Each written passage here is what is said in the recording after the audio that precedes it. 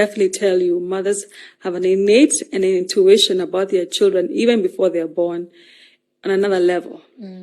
So as a baby is born, and as the baby is born, a couple of things happen, especially depending on how the baby is delivered. Definitely, number one, when the baby is delivered the natural means without having CCS, the things that we look out for is how was the baby brought into the world? Did they require extra help to guide it through the birth canal? Did they need a evacuation? So, like using one of those main techniques to actually help the baby come out. And then to also check and see, how's the baby,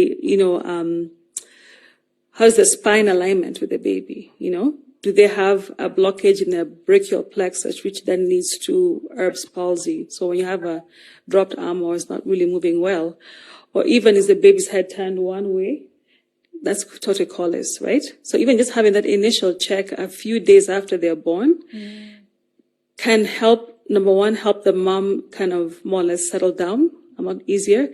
And also too, with the baby being that small and that's new, of course, to the world, can give them also too a chance to help direct their development properly, because those things will come up, kids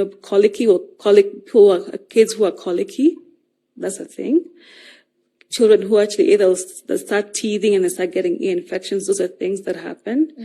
Or even you just notice that my child isn't walking properly and they're not necessarily processing their primitive reflexes that they have.